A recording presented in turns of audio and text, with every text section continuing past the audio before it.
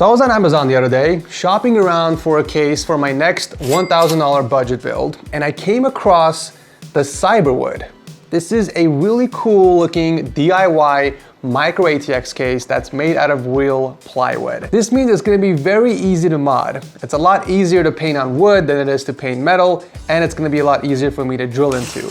And this got me thinking into doing something very cool. I just finished building my personal system, which came out looking amazing, but now I don't have anything exciting to work on. So I thought this would be my next unique project. You guys know I love doing unique PC builds on the channel. So when I come across something so different for once, I got pretty freaking excited, I'm not gonna lie. It got my creative juices flowing. But I'm gonna need your help, guys. I need to know what color scheme to go with this build and what cool or crazy mods I should do, but don't answer just yet. Finish watching the video and let me know your thoughts in the comment section at the end of the video. So you just built a brand new shiny PC and you're greeted with this nasty notification on the bottom right corner of your screen. Well, instead of going out there and paying full price for a Windows key, you guys can actually get one for less than $15. That's right, you guys can get a Windows 10 Pro CD key for less than $15 by visiting yourcdkey.com or by clicking my link below and using my code TS20 for that extra 20% off. They also sell Windows 11 and Microsoft Office keys and the same discount code applies. Now, once you get your CD key, all you have to do is go into the activation settings on Windows and put in the new key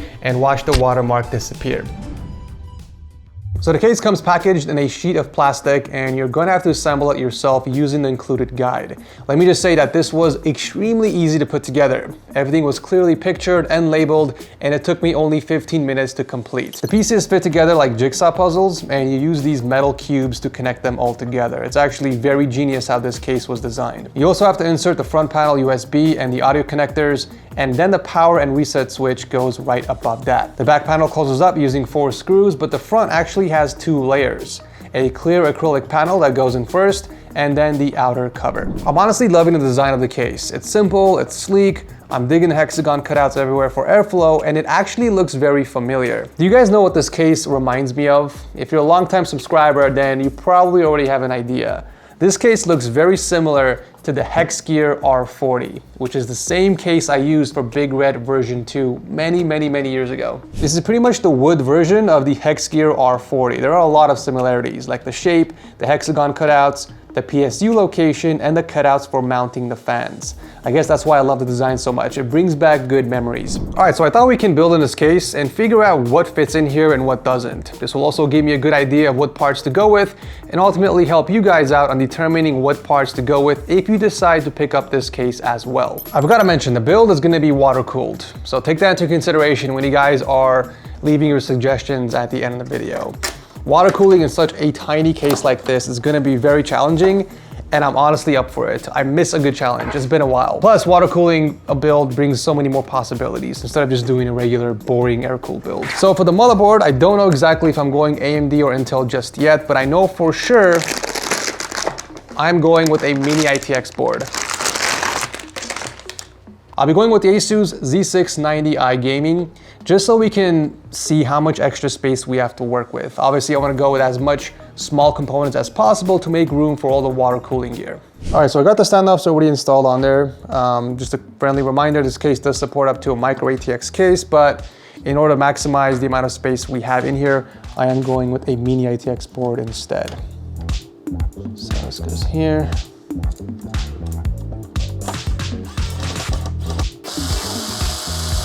I actually forgot to put the RAM sticks in there, but I don't think this really makes a big difference. These are fairly low profile, so it's not gonna really interfere with other components, but you know what, I'll just put it in there just in case. What's also cool about this case is that it supports up to a full ATX power supply, so you can go with some pretty high-end components in here, but we are going with an SF power supply just so I can maximize the space in there. After all, it is a water-cooled build, plus a 750 watt power supply is enough for the components that I want to go with. Ideally, I would like to go with a 12600K equivalent and maybe an RTX 3080 if possible. All right, so the power supply pretty much gets mounted on the top over here, closer to the front panel. We do have 2 cutouts. I'm gonna use the bottom one for a intake fan, and I'll use the top for the power supply. So I'll have the fan actually facing the outside.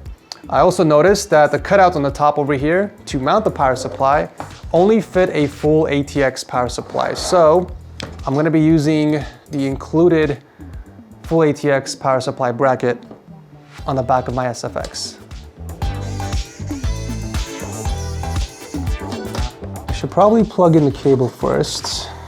And that's the one thing I don't like is the orientation of the power cable. It does not match the back of the power supply, so I'm gonna have to actually bend the cable, which I don't wanna do, but I have no choice basically. Ooh, yeah, that is, unfortunately. I don't like it, but I have no choice unless I rotate the power supply this way, which I don't wanna do.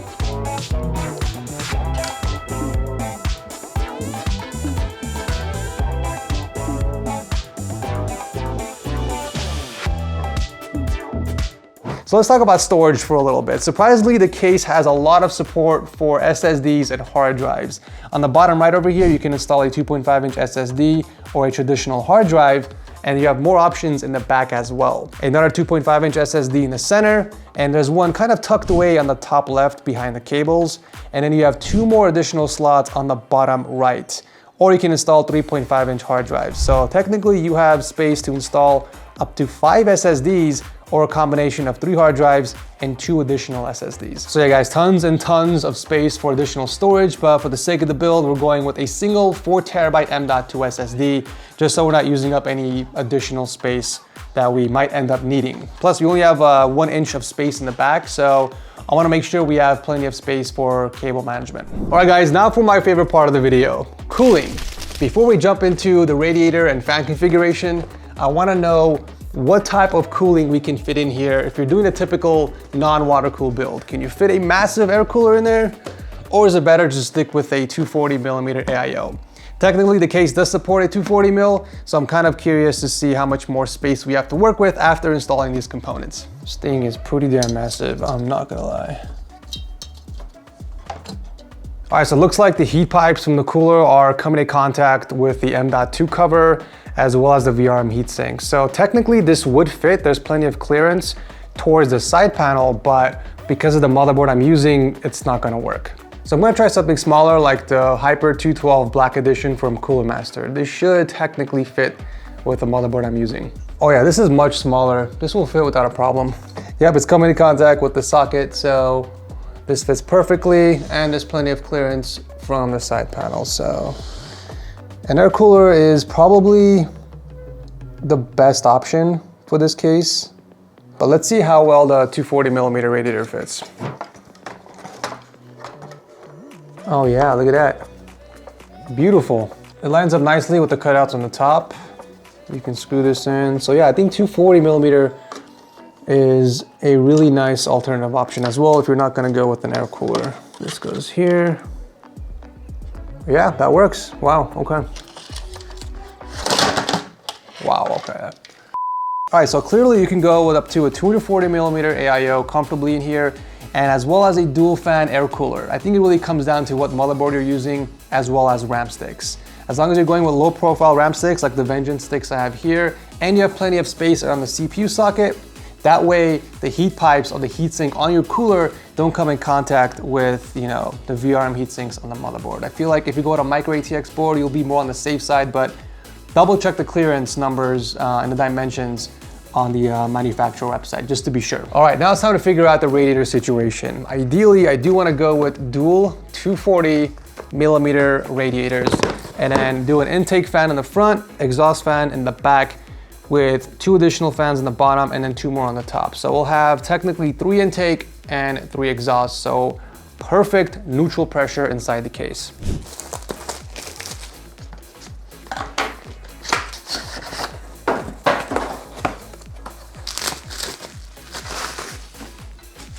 I'm going with the XR5 240mm radiators from Corsair, just temporarily. I think actually EK has slightly slimmer radiators, which will give us more headroom to work with, but you know, we'll see. We'll have a actually good idea of how much extra space we have to work with once I hook up the radiators with the fans inside here. You know what, now that I'm looking at it, we should probably hook up the graphics card first.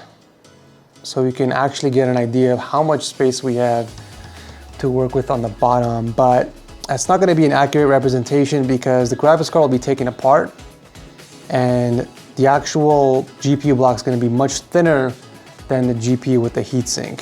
So before I install the graphics card, we actually have to push out one of these PCI brackets. I just don't want to break the case. Whoa, okay, that scared the crap out of me. All right, so I'll be going with the Founders Edition RTX 3080. The 3080 Ti is actually in my Big Red version 4 build, so I'm just using this case to store the RTX 3080 Founders. I'm going to Founders Edition because they're a lot smaller after the heatsink is removed. So this will give us plenty of space on the right side over here to install the distro plate and pump combo.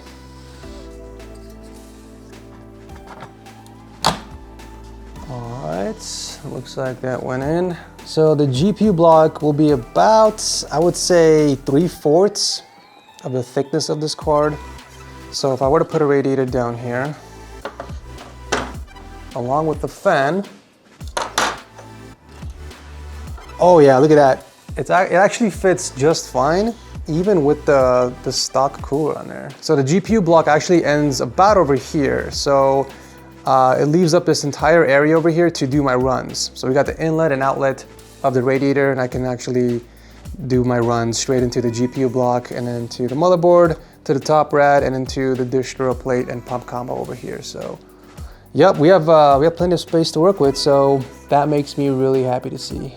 All right, so I just came across the first major flaw with this case if you're doing a custom water-cooled build. So if you want to mount the radiator on the bottom, unfortunately, you can't use the standard M3 screws that come with it because the panel is actually too thick. I'll show you guys from the bottom real quick. So if I put the screw in from the top, that is how much thread you have left to work with. It's not gonna grab onto the radiator, unfortunately. So these standard screws will not work. You're gonna need something longer, about double the length, I would have to say. So I'm gonna have to make a trip to Home Depot and grab longer screws. Same thing for the top. Unfortunately, I can't hook up my radiator without the proper screws, but we do have just enough clearance actually. Wow, look how close it is to the bracket from the power supply. That's insane. But you know what? It's gonna work. It is gonna work. You know what, guys? There's actually a bigger problem. I just realized the cutouts on the bottom here do not align with the radiator. Unfortunately, we can't mount the radiator on the bottom, so I think we're gonna have to put the fans first. Actually, no, this won't work either. Oh no, yep, they do not align. That is a problem, but we do have a solution. It is a wood case. We're gonna have to drill our own holes. We're also gonna be starving for some air. The radiator ends over here, and then we have no cutouts on this section. So I'm gonna have to make 6 additional cutouts to make sure that we're not restricting any airflow. And 8 holes so that we can align the radiator on the bottom here. That's an easy thing to do. Luckily, this is a wood case, so that shouldn't be a problem.